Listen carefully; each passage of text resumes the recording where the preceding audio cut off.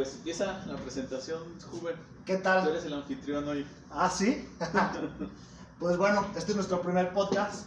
Somos un par de personas que nos gusta hablar de diferentes temas, ampliar los puntos de vista y entrar en un diálogo donde podamos llegar a la conjunción de ideas. Mi nombre es Juvenal Martínez. Yo soy Tobias Gutiérrez y pues como dijo Huber, este es nuestro primer podcast, así es que nos vamos a estar equivocando más de lo habitual. Vamos a lo mejor decir cosas que después tengamos que borrar y etiquetar, pero bueno, para eso son las ediciones de video, ¿no? Sí, claro. Y bueno, pensábamos que puede ser un primer tema a abordar. Nos gustaría empezar sobre un video controversial que ha estado circulando últimamente para la fecha. Ahorita estamos en abril de 2021. Es este debate entre el Máster Muñoz y Diego Rusarín. Rusarín, sí. Sí, estos dos personajes llevan mucho tiempo causando polémica. Cada uno de los dos maneja puntos de vista muy diferentes. Sin embargo, en este momento en que chocan, se deja ver cuáles son los intereses y motivaciones de cada uno de los dos. De hecho, yo había escuchado sobre el Máster Muñoz varias veces, había visto sus videos mamoncísimos. Por ejemplo, en el que dice que la universidad es una mierda y no sé qué. ¿Sabes cuándo fue la primera vez que lo vi? Con el Hank.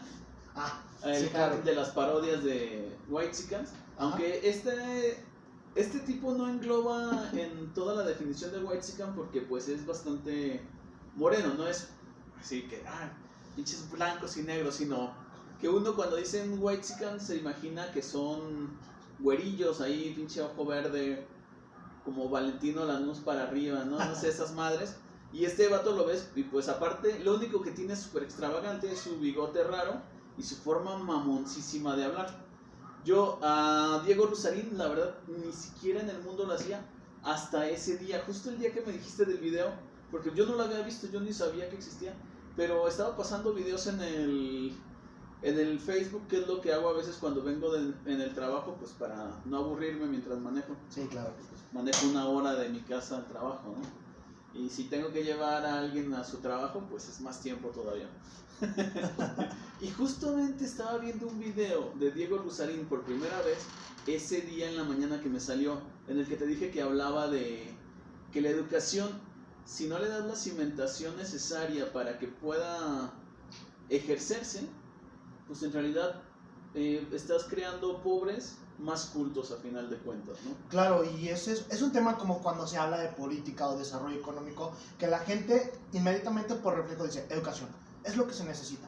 Y bueno, de cierta manera, y personalmente, digo, este es mi punto de vista, a mí me lo inculcaron tal vez de esa cierta manera y yo creía desde chico hasta ahora que llegué a un puesto laboral, he estudiado bastante, que no necesariamente tiene que ser así.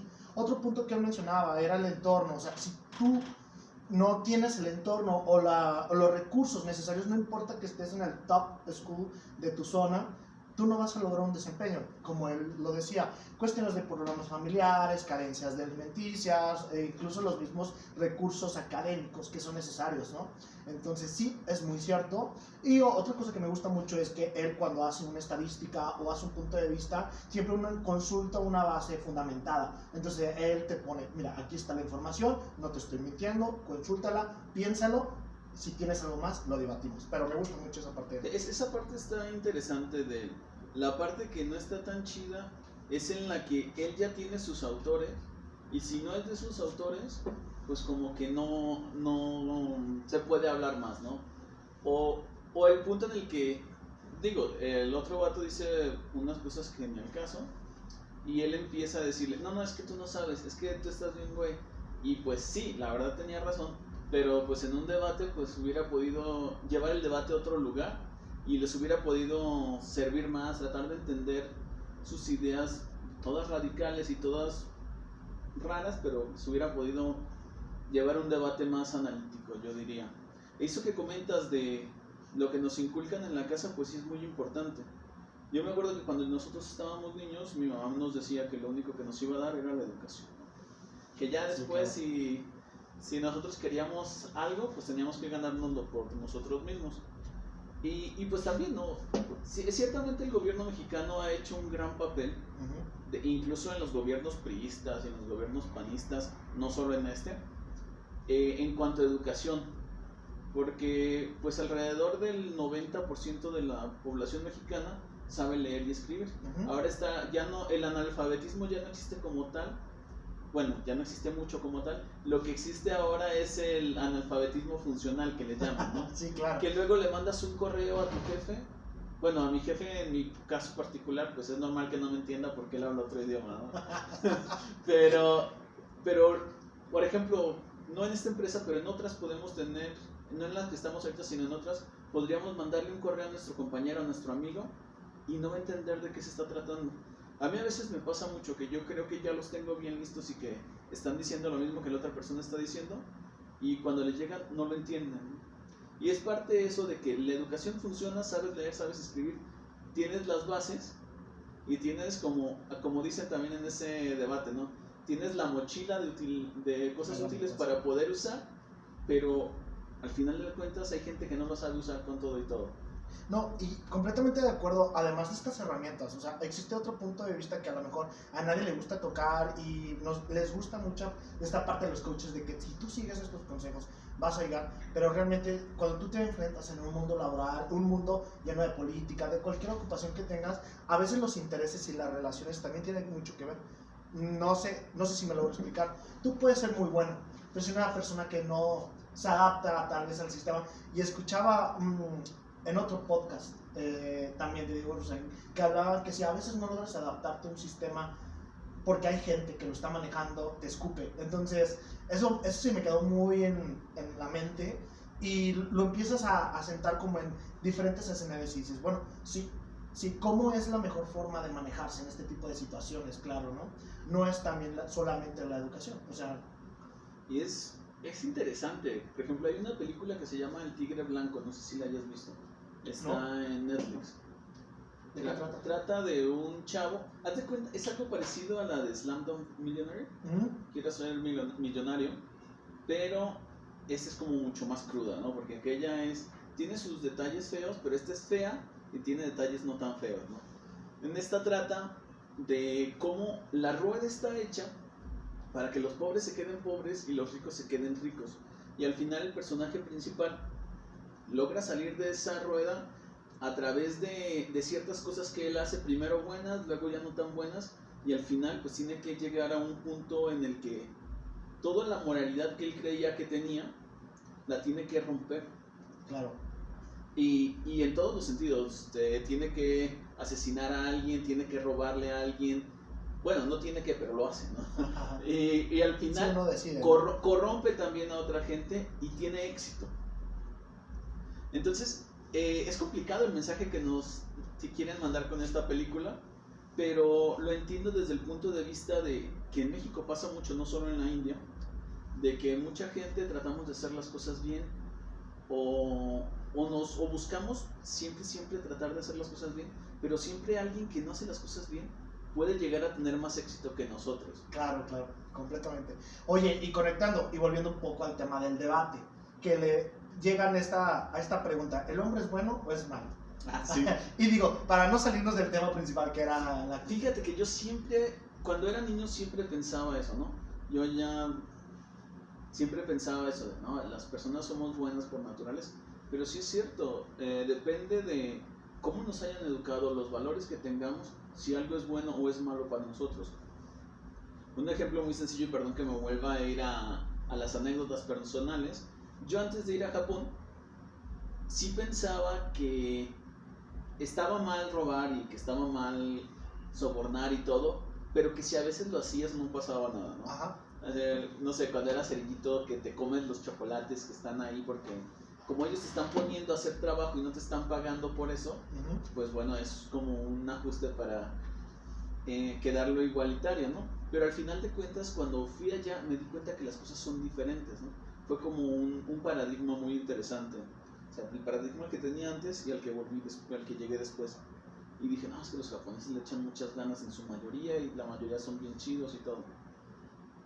Pero cuando me tocó venir a México y convivir con los japoneses que venían aquí a México, me di cuenta que no es así. Ajá. O sea, nosotros, la gente como tú y como yo, hacemos las cosas bien por convicción, porque nos hemos dado cuenta que la forma en la que se hace en nuestro país y la que lo hacen otras personas está mal. Y llegamos a esa convicción de que eso no debe hacerse así, porque está mal y perjudicamos a otra gente, perjudicamos al gobierno, perjudicamos a nuestros compañeros y nos perjudicamos a nosotros mismos. Pero los japoneses saben que eso está mal. En su país no hacen esas cosas y aquí vienen y las hacen. Y se les hace que como en México todos lo hacen, está chido, ¿no? Ajá, claro. Y es como, tú vas a decir qué cosas, no, pues como dar mordidas, como llegar tarde a los lugares, como no hacer las tareas, como no presentarse, porque dicen, bueno, como aquí en México mucha gente lo hace, pues ni modo, no, está chido. Aquí en México está permitido darle dinero al policía y que ya no te ponga la multa porque te va a salir más barato. Y yo les digo, no, si cometes una infracción en Japón, si cometes una infracción en México, te tienen que poner la multa. Y todavía aquí con mayor razón deberías aceptar que te pongan la multa porque no te van a quitar puntos de tu licencia, ¿no? Ajá, pero claro. sí es cierto, yo a mí me gusta salirme mucho del tema, así parece. Y volviendo al tema, una parte que se me hizo muy interesante del debate es cuando el máster le dice a Rusarín, le dice al Diego, a ver, es que yo con menos capacidad mental que tú, no, como dice, ancho de banda mental. Ajá, el ancho de... O sea, ¿de dónde se sacó eso, verdad? Con menos ancho de banda mental que tú, tengo 1 millón de seguidores Sí, y tú claro. nomás tienes 200,000, ¿no? Ajá. Y es que al final de cuentas es de esa forma. ¿Qué nos decían nuestros amigos? ¿Para qué chingados hacen un podcast si no les va a servir de nada, ¿no? No se van a hacer ricos con eso. Sí, claro, sí. Incluso, pues gente más cercana también me decía, no hagas un podcast, vas a quedar en ridículo. Y puede que sí, pero ¿qué pasa? No, es que realmente no pasa nada. Pero si pasa, la gente ahí va a estar. Y, oye, cuando me invitas, oye, y eso. Sí. Porque los beneficios, o sea, como, este es un tema también interesante, pero no lo vamos a... La gente siempre está buscando beneficios o una ganancia, ¿no? Es como tú comentabas hace rato, o sea, no hacemos las cosas solo porque sí, por ser buena gente. A lo largo algo se va a manifestar o se va a dar a notar, ¿no? Y tocando el tema de los japoneses, sí, conecta también con la parte esta de que el sistema te sabotea. O sea, te hace creer que es lo correcto a pesar de que tú tengas convicciones diferentes. Pero bueno, yo diría, ¿quién está más equivocado? ¿Quién está más mal? El que entiende que en una sociedad no se puede funcionar así y sin embargo va a otra sociedad y se comporta así, o quien está ya en la misma rueda de funcionar así siempre. Claro. Es que esa es una pregunta ya un poco más profunda, ¿no? Sí, tienes toda razón. Interesante pregunta. No me gustaría comprometer una respuesta, tendremos que platicarlo, analizarlo bien. 40 minutos de esta esa es como tu respuesta de siempre, ¿no? Es que eso tengo que revisar. Sí, digo, no me quiero comprometer. O sea, porque esta es la primera conversación que grabamos, pero no la primera conversación así de tipo que tenemos, ¿no? Sí, realmente cuando no tengo un punto de vista sólido, prefiero no comprometer. Pero igual, o sea, podría decirlo ahorita y es bueno cambiar de opinión. Después, ¿sabes qué? Exacto, Pensaba sí, ¿no? así. Pensaba, pero no. O sea, en ese momento yo creía que esta persona estaba más mal, ¿no? O esta persona estaba más mal. Porque también el que se regresa a su país y sigue actuando bien allá, pues ya no va a actuar mal, ¿no? Entonces el otro va a seguir actuando mal gran parte de su vida y siempre va a pensar que en realidad no está haciendo un gran mal a la sociedad. Sí, claro, sí, completamente de acuerdo. Bueno, tomándolo desde ese punto de vista, o sea, es saberlo y hacerlo es creo que algo que se puede tomar en cuenta como peor, ¿no? Tal vez, porque estás consciente. Tal vez cuando tú creces y ves que es lo que conoces, entonces tú simplemente te adaptaste al sistema y volvemos a lo mismo. Si no te adaptas, posiblemente mueras. Y algo que se dice desde hace mucho tiempo en la naturaleza, pero realmente en tu vida diaria, con gente que no tiene los mismos pensamientos que tú, pero tiene un nivel jerárquico, laboral, político, cuestiones así, posiblemente a veces sí te tienes que adaptar a las convicciones por la cuestión de cómo manejan, ¿no? Ese poder que llegan a tener. Exactamente, pues. Y eso pasa en todos lados, no solo en lo político, no solo en lo laboral, incluso en las familias, ¿no? Puede llegar a pasar que en una familia, los papás voten por el PRI y quieran que todos sus hijos voten por el PRI, o le vayan a las Chivas y quieran que todos sus hijos le vayan a las Chivas, ¿no? Digo que eso no está mal per se, ¿no? Ajá. O sea, pues siempre supongo que tener hijos en parte es para sentir que sobrevivimos a nosotros mismos, ¿no? Ujú. Para poder seguir creciendo, seguir estando aunque ya no estemos. Pero pues son otras personas al final de cuentas y si no, bueno, pues, digo, como si yo tuviera hijos, ¿no? No, pero está bien, o sea, por ejemplo, yo podría decirte, no solo eso, así la cuestión es de religiosas, ¿no? Tú naces, eres un bebé y te hacen el bautismo, confirmación, y tú creces, de repente tienes un criterio propio y dices, ¿sabes qué? Yo prefiero no tener religión. Y entonces ahí vas en contra de toda la ideología, creencias, costumbres y te ven mal, o sea, es porque no rezas, porque no haces. Eso me pasa porque yo soy agnóstico. Es porque ya no vas a misa. Por eso tú no estás alimentando tu espíritu. Pero bueno, yo luego pienso, o sea, la religión se basa en ciertas creencias, como la religión católica. Hablando de, por ejemplo, mi familia, ¿no? Es un nicho muy pequeño a diferencia de muchas religiones. Pero pues nunca he leído la Biblia, entonces no entiendo qué onda o qué pasa, por qué no van a misa todos los domingos si se supone que es una de sus costumbres que tiene que hacer. O porque a veces sí está algo bien o a veces está algo mal. No es como ser un religioso a medias, o sea, no es hipocresía. O sea, en ese tema... Empezando con la parte en la que dices que... Pero que te bautizan y te hacen que hagas la confirmación en la primera comunión como algo malo per se, pues yo tampoco lo veo así como malo, ¿no? Te voy a decir por qué. Porque, pues, ¿cómo tú que tampoco eres muy religioso ahora me estás diciendo? Pero, a ver, yo creo que los papás educan a sus hijos buscando que tengan los mismos valores que tienen ellos, ¿no? Si tus papás son católicos, pues lo normal es que te eduquen a ti como católico. Si tus papás son hindús, pues también van a educarte como hindú, o musulmanes o así, ¿no? Es totalmente normal. Lo que ya, cuando ya no se me hace algo sano, es cuando ya eres un adulto y tú decides tomar tu propia decisión de ser o no ser. O sea, si yo tengo un hijo, pues me gustaría que pues él creciera en cierto ámbito igual, más parecido a lo que yo viví, ¿no? En las cosas que me parecieron buenas de la forma en la que yo crecí. Pero cuando ya tenga suficiente capacidad, ya esté llegando a ser adulto, él puede decidir si ser religioso, si no ser religioso, si creer en Dios, si creer en Alá o en lo que él quiera, ¿no? Es así. Pero bueno, volviendo al tema del punto principal, yo creo que ya es como la cuarta vez que volvemos. Y creo que va a seguir pasando así porque, o sea, los temas se abren bastante, ¿no? Yo de ese día que vi el video, 2 semanas después, estuve viendo casi todos los videos que salían de Diego Rosarín. Y todavía a veces escucho algunos en los que sale con este muchacho, ¿cómo se llama? Con Robbie MTZ. Con el güerillo que yo lo conozco Roberto. como el güerillo que entrevistó al Samuel, ¿no? Pero volviendo, cambiando de tema, lo que se me hace interesante es cómo lo defendió después, ¿no? El Robbie, porque hay otro podcast en el que está con otro chavo con el que sale. Con Wong. Ah. Sí, audiencia, yo estoy un poquito más metido en esos dos chavos que Toby, pero de todos modos, pues los dos tienen este podcast que llevan, se llama Uno Creativo y el otro es Cosas, me parece, y hablan los dos de cualquier tema como lo estamos haciendo ahorita.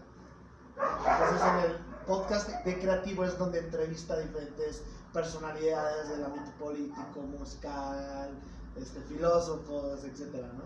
Y se me hace interesante porque si bien siempre mete su opinión así como con calzador el Robbie, de todas formas les da bastante margen para explicar, ¿no? Estaba viendo un video también de él en el que entrevista a un chavo que hace unas caras de loco. No sé si lo has visto, él está hablando de las teorías de la conspiración, que no se les debe decir teorías de la conspiración, sino teorías como tal, porque al final de cuentas muchas de ellas son ciertas, ¿no? Pero lo que me llamó más la atención de ese no era lo que decía, sino las caras que hacía así de loco, así como el guasón y cosas así muy raras. Pero, volviendo a lo anterior, ellos defienden a Samuel. Ajá. Dicen, es que está bien, es normal, con los millones de varos que él maneja, con el chingo de dinero que él maneja, ¿es normal que se le haga poquito 40,000 varos? Pues no es normal que se le haga poquito 40,000 varos. A ver, que se los regale a alguien. Sí, Esos y 40,000 varos, ¿no?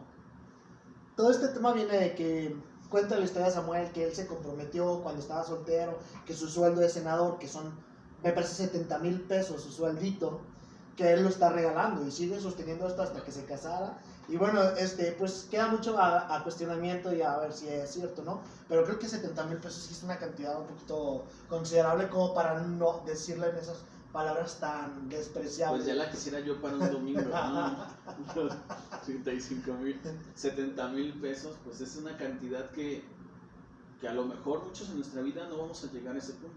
O esperemos que sí, pues, pero a lo mejor no. Pues sí, pero era, o sea, y volviendo al tema de la cuestión de cómo se maneja el país, la gente, y este es mi punto de vista, de que la gente que no magnifica esa cantidad es un peligro pues para la dirección de cierto, como un estado, ¿no? O sea, no lo puedes plasmar, ¿cómo vas a identificar la necesidad, ¿no? Y eso no es nada nuevo.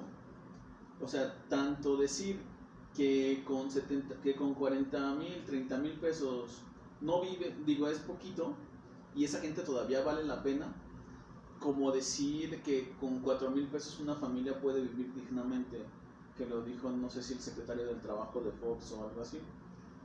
Pues ambas cosas son bastante peligrosas, ¿no? O sea, a lo mejor puedes vivir dignamente si tu casa está a un lado del trabajo, la tienda está a un lado, no pagas renta, estás en un pueblito que no necesitas un gasto extra. Porque, por ejemplo, 4,000 pesos al mes es lo que yo gasto de gasolina, ¿no? Porque yo tengo que ir 1 hora de ida y vuelta de lunes a viernes. O sea, de gasolina para ir al trabajo. O sea, no te digo de gasolina para salir de viaje. Y pensar que hay gente que puede vivir con eso, pues es como preocupante. Y más que un funcionario público de alto nivel diga que con eso es suficiente, cuando deberían estar buscando la forma de arreglarlo, pues es más preocupante. Sí, claro. Sí, porque dices, bueno, entonces, ¿qué vas a hacer? O sea, ¿qué es lo que buscas?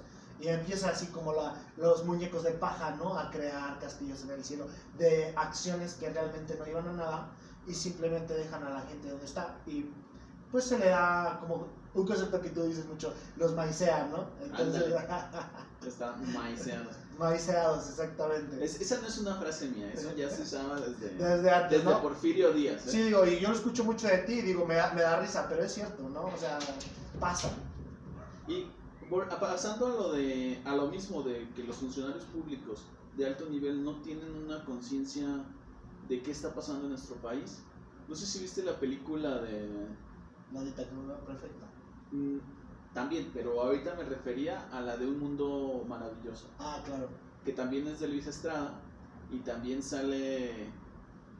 Ay, se me... bueno, sale el mismo actor de todas las películas importantes, ¿no? De la tetralogía. Damián Alcázar se llama. En esa parte, hay una parte que ponen mucho así, hacen como el corto de ese video, en el que está, creo que es el secretario del trabajo, que es el que le dio la casa al personaje principal, y está en su casa con su esposa y está la sirvienta, ¿no? Y entonces empiezan a platicar, dice, es que cómo viven mal los pobres y no sé qué, le dice la esposa. Y entonces el esposo dice, no, mira, se hizo una encuesta y no sé si el 60% dicen que es que son pobres porque así lo quiso Dios, ¿no? Después el otro dice que porque los otros trabajaron, el otro porcentaje dice que porque los otros trabajaron más y se lo merecen más. Después hay otro porcentaje que dice que bueno, pues las cosas van a cambiar, creo que dice algo así. Y el último 5% es el que dice que sí tenemos la culpa nosotros, pero de un 100% de pobres, el 5% es el que racionaliza que los ricos están chingando el dinero y los políticos de alto nivel no están haciendo su trabajo y además se están quedando con lo poco del erario público que hay. Entonces el esposo llama a la sirvienta y le dice, a ver, Lupita creo que se llama, ¿tú por qué crees que eres pobre, no? Y ella dice, bueno, pues yo primero pensaba que porque así lo quiso Dios, ¿no? Después me pensaba que porque pues había otra gente que había estudiado más y se lo merecía más. Después pensé que no sé qué cosa. Pero ahora estoy bien convencida que es por ustedes, hijos de su puta madre, que nos roban el dinero, ¿no? Y es como un paso que tiene que ir dándose para que se entienda eso. Y no sé si tú le escuchaste mucho el sexenio pasado o no estabas metido en eso, o no te metías casi al Twitter ni al Facebook, pero decían, los que ahorita se quejan de todo lo que hace el gobierno, decían, es que el cambio está en uno mismo. Nada va el político no te va a hacer que cambies, no va a mejorar tu vida. Cuando tú te pongas a trabajar y te hagas responsable de tus actos, van a mejorar las cosas. ¿Tú eres de la gente que piensa así también? Sí, ciertamente sí. O sea, hay mucho de lo que, si lo ponemos en un 100%, ¿cuánto puede impactar las decisiones que se toman a macro nivel y cuánto impacta en tu vida lo que haces, ¿no? Digamos, estaba volviendo al tema de la educación. Tú te preparas y la parte de la educación está interesante porque a nivel de competencias sí te ayuda. O sea, hablando de una sección como la que nos encontramos del eje industrial automotriz. O sea, el estar preparado sí te puede brindar o tener un sueldo más alto, saber más idiomas, tener más conocimientos. No significa que solo por tenerlo lo vas a lograr, pero sí te da una probabilidad o te lleva a un lugar más. También, derivado de esto, que te sepas administrar, claro, porque pues la gente no sabe de eso. Y estoy pasando por un momento en que estamos pagando impuestos, lo ignoras de cierta manera porque no te ha tocado, digo, por la cuestión, no sé, de la edad, de un trabajo fijo. Previamente, pues siempre he tenido negocios con mis papás, pero eran negocios informales, entonces no se llevaba una parte de contabilidad ni de pues educación financiera. Yo te voy a empezar a buscar Hacienda. No, ya actualmente lo hacemos, pero fue un brinco de ser ventas al mercado y después ser como proveedor del Estado. Entonces fue un brinco pues considerable, pero hablando en lo personal sí depende de eso, porque sí depende de cómo enfocas tus esfuerzos como persona. Sí nos afecta tal vez que cuestiones de impuestos a la ley federal del trabajo, cuestiones de horarios, cuestiones incluso de la pandemia, ¿no? Sí, pero pues es algo que aplica en todo México, ¿no? Y no es solo de uno. Entonces sí aplica más la cuestión de cómo uno se maneja. Entonces tú eres creyente de la meritocracia. Si fuera una religión, tú ya te hubieras bautizado y te hubieras apuntado ahí, ¿no?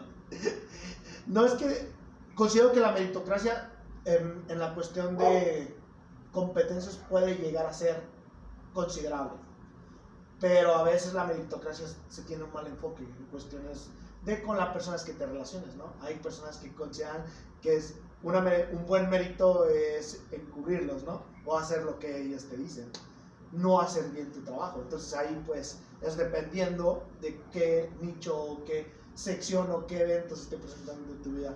Pero la meritocracia como tal, no estoy en contra de ella completamente. Mira, mi visión es esta.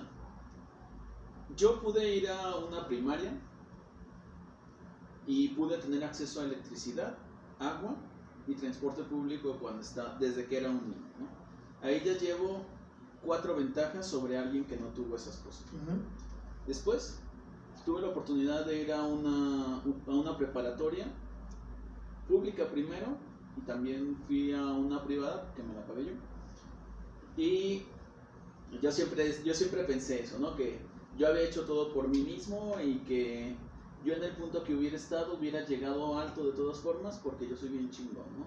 Y es lo que todos queremos creer, porque si no creemos eso y si creemos que estamos aquí por las circunstancias y por las cosas que nos pusieron, pues nuestro esfuerzo se hace menos. Pero en realidad nuestro esfuerzo no es tan válido como nosotros pensamos. A lo mejor nuestro esfuerzo tiene un 5% de retribución en cómo nos va en la vida, y el otro 95% son las condiciones con las que llegamos aquí. Un ejemplo bien sencillo: ¿tú crees que tú tuviste las mismas facilidades que alguien que está en la sierra de Jalisco o en la sierra de Zacatecas? O un indígena que no tiene ni acceso a la electricidad ni a la educación. Claro, no, y qué bueno que lo tocas, digo. Siempre lo he pensado. Mi papá creció en una comunidad de 200 personas en Jalisco. Ah, bueno, pero es en Los Santos, no es lo mismo que... bueno, la sierra, ¿no? Pero no... a lo mejor no tenían electricidad en tiempo de tus abuelos, pero tenían carreteras, tenían vacas, tenían comida, tenían forma de hacer Pero bueno, perdón, continúa y ahorita te... Sí, claro, bueno, pero a lo mejor no tengo la idea de una persona en la sierra porque tal vez no lo conozco, el caso más cercano, alguien con menos ventajas que yo, tal vez es mi papá. Y digo, sí se nota, porque aunque tendría potencial, no se logró, porque también están las cuestiones alrededor de las que platicamos, que no importa el sistema de educación, o sea, porque también importa, y la mayor porcentaje son las condiciones en las que vives. O sea, por ejemplo, si tu papá te golpea, te hace trabajar, aunque tuviese la mejor escuela, no vas a tener el mismo desempeño. Pero si te apoya, bla, bla, bla, y tú haces tu tarea, ahí se va a notar esto. Y creo que estamos en el punto de lo que me comentas, ¿no? Tu esfuerzo no es tanto, ¿no? O sea, pues tú tienes todo. O sea, es el 5% tal vez, ¿no? O no sé si Sí, está sí, dando algo así, cuenta ¿no? Es como en la imagen esa en la que está un niño subiendo escalones que son de billetes y es un escalón grandote. Sí, claro. Y tiene que irse a subir, y él sube fácil, ¿no? Porque tiene escaloncitos chiquitos. Pero hay otro chico que está queriendo subirse, así, con unos libros, y eso poco a poco puede ir subiendo, ¿no? Eso es lo que te ayuda con la educación. Y hay otro que intenta subir, pero pues no puede pasar, no puede llegar ni al escalón porque no tiene nada abajo de él. Y esas son lo que te digo de las condiciones. Sí, el esfuerzo importa, ¿no? No voy a decir que el esfuerzo no importa, porque igual nosotros hubiéramos podido estar en las condiciones que estábamos y quedarnos en esas mismas condiciones. Pero, pues si no hubiéramos tenido ciertas oportunidades, no hubiéramos podido salir de ahí tampoco. Sí, claro. Si no hubiera habido gente que nos echó la mano en ciertos momentos de nuestra vida, dígase nuestros papás, nuestros hermanos, nuestros amigos, pues a lo mejor no hubiéramos podido salir del punto en el que estábamos, nos hubiéramos quedado como con un trabajo más sencillo, ganando menos dinero y sin posibilidades a futuro. Sí, claro, completamente de acuerdo. Ahora, otra cosa, a dos puntos que me gustaría platicar un poquito, no son tanto, ¿no? El primero es el asunto del color de piel en México. Ok. ¿Tú te has sentido o no has sentido que has tenido ventajas y privilegios por eso? Pues realmente sí se nota en cuestiones del trato. O sea, no es como que algo muy marcado, pero en algunas circunstancias sí se ha notado una preferencia. Y es algo como un tema muy tocado, ¿no? Que la gente de tez blanca tiene mucho más oportunidades que la gente de tez morena. ¿A quién crees que pararían antes que tú? ¿A alguien que es de tez clara, de cabello así como castaño, que se ve que no le va mal en la vida, o alguien moreno, que se ve que anda en su bici trabajando, que a lo mejor trabaja en una albañilería, que es algo que yo no sé hacer del todo, pero es como algo que está como discriminado, ¿no? ¿Tú crees que esa persona tuvo las mismas oportunidades que tú tuviste para llegar a donde estabas? Desde el simple hecho de nacer con cierta tez y cierto color, y estás teniendo privilegios sobre otras personas. Sí, claro. Y eso es lo que yo luego veo que la gente que le va bien no entiende. Ajá. O sea, todos piensan que es por sus méritos personales y nada más. Obviamente algún mérito tuvieron que tener, ¿no? Porque si no, pues debió ser mucha suerte. Pero es un porcentaje muy pequeño lo que nos da el mérito que tenemos, comparado con las condiciones y las situaciones que nos han pasado en la vida. Otra cosa, volviendo al asunto de los políticos que no entienden que hay gente pobre, no sé tú por quién votaste en las elecciones pasadas. ¿Sí votaste? Sí voté por mí. Ya me voy. No es cierto. Por ejemplo, Mitt, pues se ve que es una persona preparada, ¿no? Pero su papá también era político, ¿no? Él no se ve que se haya esforzado mucho para llegar al puesto donde estaba y empezar a robar un chingo de dinero. Que él dice que es el más honesto y todo, pero pues, quién sabe. Quién sabe, ¿verdad? Pero sobre el que yo quería hablar es sobre el señor Memes. Que si nos viera ahorita nos estaría regañando porque sí, claro. Yo no he pagado el agua, y ya estoy... No, y en un punto, Anaya, por esta parte que estaba en la universidad, y yo te comentaba que, pues afortunadamente pusieron una universidad aquí en la situación donde estamos laborando, dentro de este parque industrial, y pues la educación fue gratis y de buen nivel. Entonces, como que traíamos ese mood en ese momento, mi círculo de que, no, la educación, la investigación, etcétera, ¿no? Y él sí atacaba mucho por esa parte, pero en la parte de los debates fue donde sí ya puso en duda, ¿no? pues ¿por qué te estás comportando de esta manera? Pues mejor vende lo que traes en lugar de pues tratar de estar en un juego, ¿no? O pareciendo infantil. Cuando se le hizo cuestionamientos sobre su nivel económico también fue uno de los puntos. Darle largas a todo, uno de los puntos que también dices, bueno, pues tienes toda la fe, no sé por qué hay tanto cuestionamiento y es normal, pero ¿de dónde está saliendo tu dinero, no? Porque él tiene su familia en Estados Unidos, él declaró un ingreso mensual de 500,000 pesos, entonces sí fue algo así como, ok, está bien, pero ¿de dónde? ¿Cómo? ¿De dónde empezaste? ¿De dónde financiaste? Y fueron ahí donde empezó a temblar, ¿no? Donde ya no tuvo los argumentos sólidos con los que siempre se trataba de presentar. Entonces, de ahí fue el cambio de decisión. Y no solo acabó ahí, o sea, las propuestas que tenía eran, todavía no estaba de moda, pero eran propuestas white, eran así para gente que está en el top de la muralla y que si tienes esa forma de pensar, eso lo equiparaba a todos lados, ¿no? O sea, él pensaba que los que estaban aquí y los que estaban acá vivían y pensaban de la misma manera, tenían las mismas oportunidades, y eso no. Apenas lo está empezando a notar, ¿no? Con sus viajes. Sí, el tema, el de las tablets, ¿no? Para consultar precios, bueno, es súper amplio. Otro punto hablando de esas elecciones fue la del Bronco. Él dijo algo muy chistoso, como les cortamos la mano. Pero hay países como Singapur donde por corrupción te dan pena de muerte. Entonces creo que a lo mejor el concepto no está mal para un castigo, pero pues la expresión... Pero ni siquiera era para los corruptos, era para los rateros. Sí, para los rateros. O sea, lo que voy es el sistema. Y eso ya se hace en otros países. Y en México se hacía, antes estaba eso de ejecútenlos en caliente, que cuando agarraban a unos cuatreros o algo, los mataban y se acababa el problema, ¿no? Pero en un país que se jacta de vivir en una democracia y con derechos humanos, pues eso es complicado de pensar, ¿no? Y todavía le preguntó, creo que era Azucena Oreste o algo así, le dijo, pero lo dice figurativamente, no, literal. Ah, cabrón. ¿Y qué habían sido 2 minutos antes que le había dicho al presidente actual? Y le dijo, es que tú propones puras tonterías, ¿no? Y luego sale con eso. Pero perdón, no, continúa. No, adelante. No, digo, es que la situación, sí, tienes razón, de cuáles son los valores del país y cómo se maneja.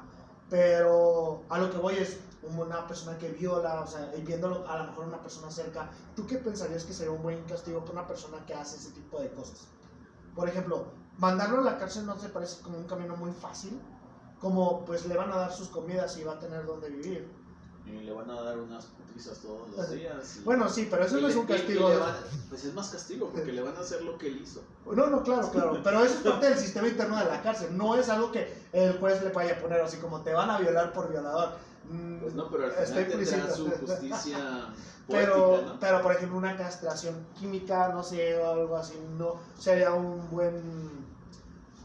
buen castigo para evitar que la gente lo quiera hacer. Sí. Pero en México, si no se resuelve el problema de la impunidad antes, todo lo que puedas prometer no sirve de nada. Te explico. Dicen que en México se denuncian menos del 40% de los delitos. De esos se investigan menos del 20%, hacen una investigación buena en menos del 10%, detienen a menos del 5%. Ajá. Y de ese 5% condenan al 95%. Que a veces no fue una investigación buena, sino que a ti te agarraron, bueno, que a la persona que detuvieron la agarraron porque estaba cerca. Y a esa persona le van a aplicar todo el peso de la ley, aunque ese no la deba ni la tenga, ¿no? Me refiero a que en México hay mucha impunidad. ¿Y de qué sirve que amenaces a la gente con castración química si no los vas a poder detener? Ok. O si están detenidos y tienen influencias, ¿no? Bueno, ese es otro punto. Y entonces, mientras no se arregle primero el problema de la impunidad, el resto de los problemas no se van a poder mejorar para nada. Así tú le pongas 1000 años de cárcel, así tú pongas que los vas a empalar, ¿cómo se va a notar el cambio en la mentalidad de esa gente si no ven como una posibilidad cercana que los atrapen? Claro. Ok, entiendo el punto de vista. De acuerdo, o sea, sí tiene razón. Sin embargo, pues estamos, ok, ya te atraparon, ¿no?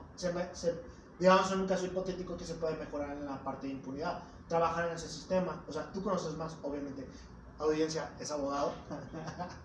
Yo soy ingeniero, digo, obviamente él está envuelto en este tipo de temas, pero la cuestión de los castigos, las penas, que puedas pagar confianzas, pues también la gente no ve una consecuencia grave de lo que pueda llegar a pasar, ¿no? O sea, no son dos temas aislados, diferentes, pero sí tiene que ver uno con la otra al final, porque la gente no teme, o sea, no le ve consecuencias, no, dice, no, aunque me agarren, pues puedo salirme rápido, tal vez, ¿no? Pero no es porque no le tengan miedo al castigo, es porque no tienen el riesgo real de que los detengan. Ok. O sea, en este sexenio se ha vuelto delitos graves, bastantes delitos que antes no eran graves, que antes podían salir sin problema. Ya no pueden pagar fianza por ellos porque se convirtieron en delitos graves. Mucha gente dice que están exagerando, pero pues mucha otra gente piensa que con el nuevo sistema, bueno, ya ni tan nuevo porque entró desde el 2008, de justicia penal, bueno, del nuevo sistema de justicia oral, ya se empeoró todo, porque no capacitaron a los policías, no capacitaron a los jueces, no capacitaron a los ministerios públicos para poder hacer bien el trabajo, y entonces llegaron y a mucha gente lo tuvieron que estar liberando aunque ya lo hubieran atrapado. Entiendo. Y ese es un problema grave. Volviendo al tema de Anaya, qué chido, qué triste por el resto de la gente, pero qué chido por esa gente, lo digo con sarcasmo, llegar a más de los 40 y tantos años y apenas empezar a saber que hay pobreza en tu país. Sí, claro, absurdo. O sea, empezar ya a haber querido ser presidente sin haber gobernado en ningún otro lugar. Y que te robe, bueno, no sé, los procesos internos de los panistas son medio complicados, pero sin haber gobernado ni una ciudad, ni un pueblo, ni un estado, lo lanzaron para presidente y sin tener la menor idea de que había gente en la miseria. Porque ahorita que se está dando cuenta, dice que le da mucho coraje ver tanta pobreza, y es una pobreza que generaron desde su partido, que estuvo gobernando 12 años. Y que en el primer sexenio no se hizo nada. En el segundo sexenio no se hizo nada más que gastarse dinero y endeudar a las empresas públicas del Estado y terminar con las que estaban. O sea, hay mucha gente que dice, cambiando de tema, pues ¿por qué le meten dinero a Pemex si está quebrado? ¿Por qué le meten dinero a Pemex si va a quebrar, no? Si debe un chingo de dinero. Ok, la declaramos en quiebra y le damos la facultad de sacar el petróleo a las empresas extranjeras. ¿Las deudas van a desaparecer? No. ¿Qué les va a pasar a las deudas de Pemex y de la CFE? Pues posiblemente las deudas van a ser pagas con cuestiones de Afore, ¿no? Posiblemente. Las va a tener que pagar el Estado mexicano, como lo está haciendo ahorita sin terminar de quebrar la empresa. Claro. O sea, critican mucho de que le meten dinero a esa empresa y que están pagando las deudas que ellos mismos generaron. O sea, cuando en el 2009 el petróleo estaba a más de $110 por barril, y en vez de pagar la deuda y en vez de pagar todo lo que se debía, se lo gastaron en armas y en estrategias pendejas para según atacar al narco. Y el narco creció como nunca. Sí, claro. Y ahora vemos que porque ellos mismos estaban metidos en ello. No te vayas tan lejos. García Luna está metido en la cárcel en Estados Unidos por eso mismo. Ajá. Y entonces tú dices, ¿de qué sirvió? Bueno, fue como un preludio a la democracia, ¿no? Lo que pasó en el 2000. En el 2000 ganó Fox y tú todavía estabas en la primaria, como dije la otra vez. Tenía 6 años. Yo ya tenía 15 años, ya estaba entendiendo un poquito de la cultura y me encantaba, ¿no? Cómo iba a cambiar el país. Estaba emocionado de que fueran a salir las víboras ponzoñosas que estaban en los pinos. Y llegó uno que no cambió nada para bien. Ajá. Tú me dices, ¿qué cosa buena hizo Fox? Sacar al PRI. Y ya. Pero después, en vez de que siguiera el proceso natural hubiera sido que en el 2006 llegara López Obrador y ganara la presidencia y empezar ahora sí una democracia completa tripartita, en el que estuvieran el PAN, el PRI y el PRD, que eran los tres partidos fuertes, y que fueran arreglando los problemas que tenía el otro con las diferencias que tenían cada uno para gobernar. Sí, claro, con una buena alternancia, ¿no? Pero es lo que yo te comentaba el otro día, hablando de a veces, que la población, ¿cómo vota? ¿O por qué vota? O sea, porque hay gente que lo hace y tiene el conocimiento, como tú comentas, que tienes como hobby estar informada de este tipo de situaciones. Pero pues el resto de la población, no sé, cualquier persona del área del campo, que está en una empresa, pues en su día a día, digamos, un caso hipotético, una operadora que tiene 3 niños, llega del trabajo, tiene que atender las cuestiones de casa, pues no tiene el tiempo para educarse, o sea, va con el día a día, ¿no? Entonces llega el tipo de elecciones, o sea, todos estamos abiertos para votar, pero realmente pues se deja ir con lo poquito información que llega a escuchar en radio, en Facebook, que ya sabes que es el medio de difusión ahorita masivo, yo creo que el más fuerte, más que el mismo radio, traemos siempre el teléfono en la mano, y se deja ir por ideas, pues de esos 5 o 10 comentarios de clips de video, como que no se desarrolla el criterio, y a veces uno termina votando no porque sea el mejor, sino por simplemente no votar por el anterior, ¿no? O sea, porque generalizas el partido, y esto está interesante, porque una cosa es el partido, pero otra cuestión es la persona que lo mueve, ¿no? Que genera las ideas, y eso como que a lo mejor no logramos aislarlo, ¿no? ¿Tú cómo votas? Sinceramente, mi proceso de cambio de voto sí ya no lo veía como el partido, porque siempre están la gente alrededor, no, PRI, PA o PT o PRD, no. Ahora simplemente sí es analizar al candidato, porque ya es lo que estoy buscando, ya después de haber cambiado críticamente. ¿Qué propone? ¿Qué educación? A mí sí me importa mucho como su background, de dónde viene, ¿no? Para poder, dime a dónde... Su currícula. ¿No? Sí, claro. Sí, claro, no, para mí es importante. Para mí es importante saber dónde vienes, o sea, qué has regido, cómo te elegiste, dónde estudiaste, qué has hecho. Es como como en mi parte ingeniería, que es la regresión lineal. Tú ves tus puntos de atrás para poder proyectar hacia adelante. Entonces, es importante para mí considerar esos aspectos. Tú, en estas elecciones que ya estamos a 1 mes y 4 días, ¿por quién votarías? Todavía no estoy seguro, todavía no estoy 100% seguro. Pero bueno, ya tienes una idea de por quién sí, por quién no, por quién nunca y por quién a lo mejor, ¿no? Sí, claro, completamente. ¿Tú por quién lo harías? Yo lo voy a hacer como lo hice en el 2018, casi. En el 2018 voté para presidente por Andrés Manuel, creo que por Morena, para diputados y senadores por el PT, porque es el único partido de izquierda que siempre ha estado y que siempre ha sido de izquierda, aunque tenga otras cosas y todo, siempre ha tenido eso. Y para Guadalajara, para presidente municipal, voté también por Morena, creo. Porque, no es cierto. Para presidente municipal de Guadalajara, voté por Movimiento Ciudadano, y para gobernador también voté por Movimiento Ciudadano. ¿Por qué? Porque la candidata para presidente municipal de Guadalajara era una candidata que 3 semanas antes todavía estaba en el PRI. Ajá. Todavía estaba haciendo campaña por mí en Guadalajara. Era la encargada de la campaña de mí en Guadalajara. O sea, yo no podía votar por alguien que tenía 2 semanas en el partido.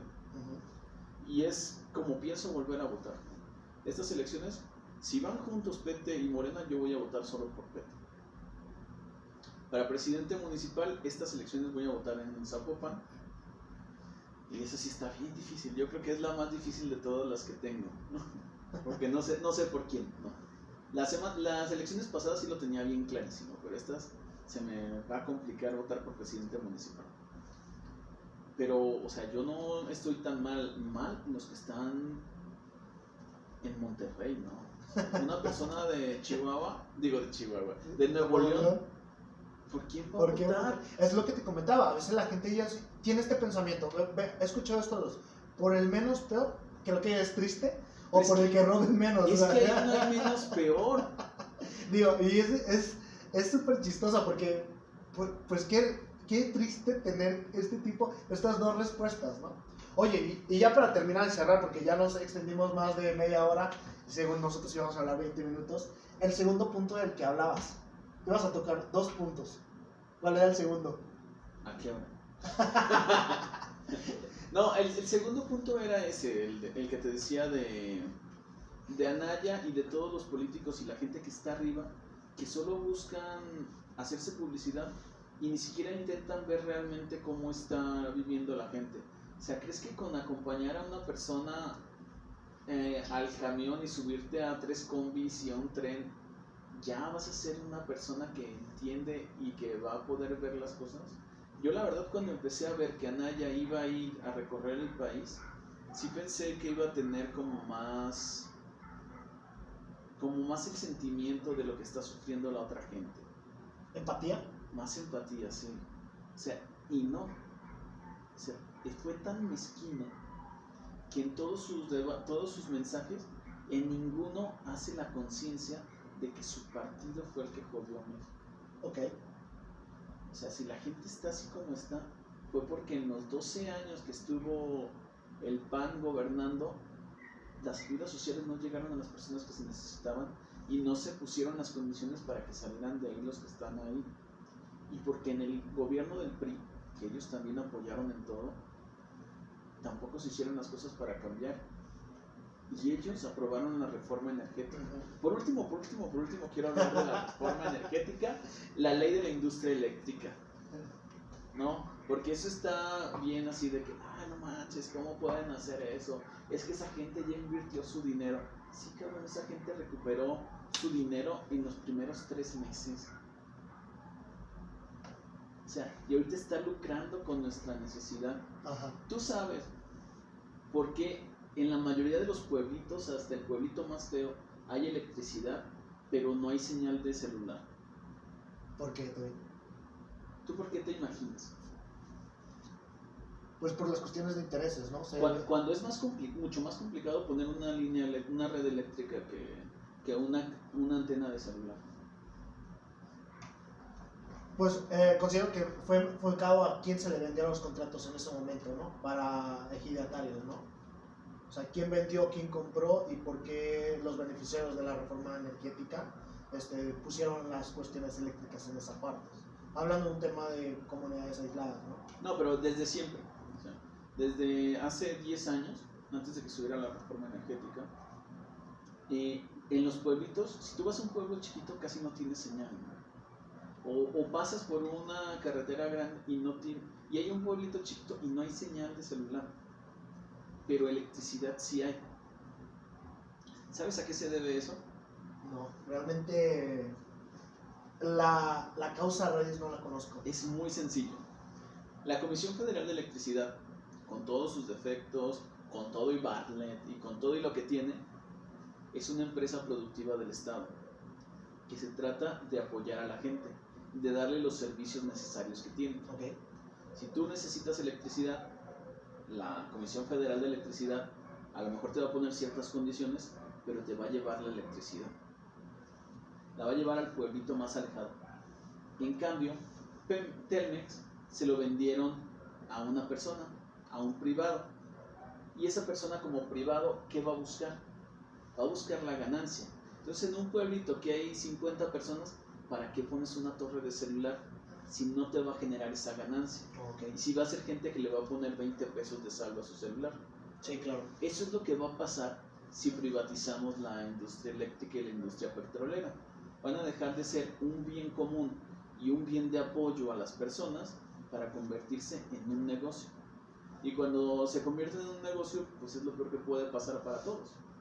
Porque ese negocio es solo para ellos. Sí, claro. Y eso ya está pasando.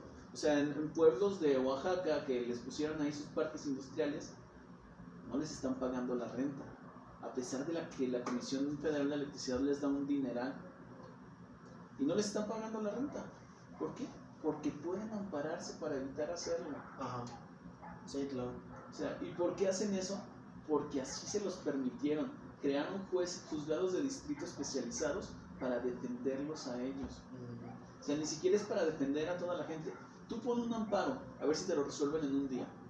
A ver si en ese mismo día te dan suspensión provisional. A lo mejor te la dan en 3 días diciendo que te fue muy bien, pero no, la reforma energética no tenía ni un día de haber entrado en vigor y ya les habían dado los amparos. Y no solo les habían dado los amparos, sino que era un amparo que suspendía toda la reforma. O sea, toda la ley no podía, todos los cambios que se hicieron a la ley no pudieron entrar en vigor porque así lo dijo el juez. Y ese juez se sobrelimitó, porque hay un principio básico del amparo, que es que el amparo protege a la persona que solicitó que la protegiera, no a todos. Y entonces, si nosotros le dejamos la energía eléctrica y la petroquímica a las empresas privadas, va a ser un negocio. Y a lo mejor tú dices, no, es que la gasolina que la pague quien pueda, ¿no? Bueno, la electricidad. Va a haber muchísimos pueblitos que no le va a ser rentable a la empresa y no van a poner cosas ahí. O sea, ¿tú crees que realmente es rentable que ponerle luz a un pueblo de 50 personas cuando tienes que poner toda una red eléctrica y mandarles la señal allí? No, creo que no. Pero en cambio, la empresa productiva del Estado lo hace porque es un servicio. No lo ven como un negocio como tal, sino como un servicio. Entonces ahora lo que quieren estos es que el negocio se lo lleven todos los particulares y el servicio lo dé la empresa pública, sin la ganancia del negocio. Entonces al tener menos ganancia y tener más servicio que prestar, ¿qué van a tener que hacer? Subir los precios o pedirle al Estado que les dé dinero. Claro. Y mientras estos cabrones están forrando y están llenándose de dinero por todos lados, hasta por las pinches orejas, porque así lo decidieron. ¿Sabes que ni siquiera dejaron que entraran ni siquiera les dieron certificados de energía limpia a las hidroeléctricas mexicanas, ni a las nucleares, ni a las termoeléctricas? Porque tenían tecnología de hace más de 20 años. Pero igualmente las hidroeléctricas son alrededor del 30 y tantos % de la energía limpia y de toda la energía que se hace en el país y de toda la energía que consumimos. Lo que dicen es que los apagones fuertes que pasaron es porque las empresas privadas no estaban cumpliendo con la energía que se supone que iban a vender. Y aún así les tenían que pagar. Claro. Y tú ves a la gente protegiendo a esos cabrones que nada más nos vienen a robar. Es que van a espantar la inversión. ¿Y para qué chingados necesitas inversión en un lugar donde puede hacerlo el Estado? Sí, tienes razón. O sea, ¿por qué en el 2013, en vez de darles esos permisos, por qué no pusieron esos mismos campos eólicos y esos mismos campos solares de la Comisión Federal de Electricidad? ¿Por qué? ¿No se te hace sospechoso? Sí. Ahora que lo planteas de ese modo, sí, claro. Y sí, tienes toda la razón. La cuestión del negocio, ¿no? No había entendido bien claramente la pregunta desde un principio, pero ahora pues sí, todo tiene sentido. Y digo, está muy interesante. Me gustaría que ampliemos este tema en el siguiente podcast. Sirve que tienes chance de... Bueno, tienes oportunidad de investigar. Sí, claro. Y ya tú me puedes decir, ¿sabes qué, Tobías? Pues estás bien pendejo, esto no es cierto. Y hay que regalarles el dinero a las empresas. Sí, digo, y empezamos porque hablando... se lo merecen, ¿no? Y empezamos hablando... Por nacer con dinero. De Rusarín y del máster, y terminamos hablando de eventos previos a... De la reforma. Sí, de la reforma. Pues bueno. Muchas gracias a todos. Esta ocasión fue de esta forma en la que estábamos en el mismo lugar, pero tal vez en la siguiente sea por Skype o algún tipo de comunicación digital en la que nos comunicaremos, veremos la forma de acomodarlo, o tal vez nos sigamos reuniendo así, porque también está chido una cervecita, platicar. Sí, claro. Y con un poquito más de infraestructura. Sí, también. Aunque sea un tripié, ¿no? Porque ahorita tenemos los celulares ahí acomodados con los cables y con las cajas que tiene de su mudanza todavía aquí. Pues bueno, pues muchas gracias. Este fue nuestro primer podcast. Hasta luego. Hasta luego.